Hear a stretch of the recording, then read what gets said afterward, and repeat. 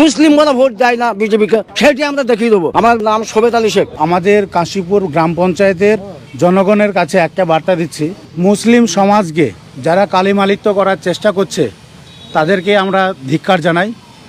আমাদের সত্য রেজিনগর বিধানসভা, আমাদের হিন্দু মুসলিম উভয় ধর্মের বসবাস। আমাদের এখানে কোনো দাঙ্গা নেই, কোনো মারামারি নেই, আমরা খুব শান্তিতে বাস করছি।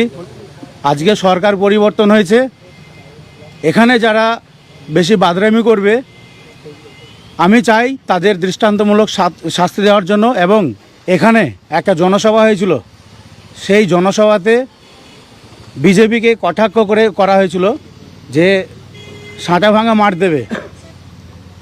তার পরিপ্রেক্ষিতে একটা জনপ্রতিনিধি এমএলএ সাহেব তার মুখ থেকে এরকম ধরনের উচ্চবাচ্য কথা শোভা পায় না, তার জন্য আমরা ধিক্কার জানাই। আমরা এখানে হিন্দু মুসলিম জৈন ধর্ম সমস্ত মানুষ একত্রিত হয়ে শান্তিভাবে বসবাস করতে চাই। আর এখানে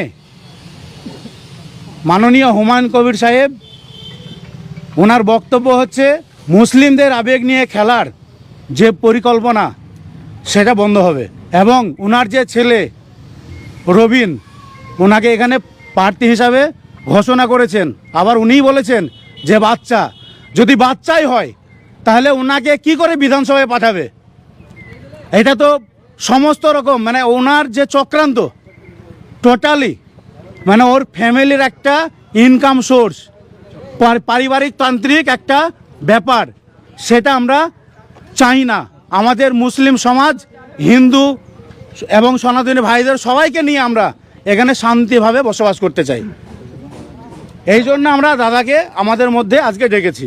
বিজেপি একটা হিন্দুত্ববাদী পার্টি বলে অভিহিত করে, কিন্তু মুসলিম হয়ে বিজেপি সমর্থন করছে। দেখুন, আমরা এখানে কখনোই আমরা চাইনি যে কে হিন্দু, কে মুসলিম, কে জৈন, কে খ্রিস্টান। আমরা একটাই চাই, সেটা হচ্ছে আমরা শান্তি চাই। এই বাংলায় তথা মুর্শিদাবাদে আমরা শান্তি চাই। আমরা সেই শান্তির বার্তাটাই সমস্ত ধর্মের মানুষকে আমরা দিতে চাইছি। আমার ভালো নাম হচ্ছে মোহাম্মদ মেহেবুল হোসেন, আমার ডাক নাম হচ্ছে লালন।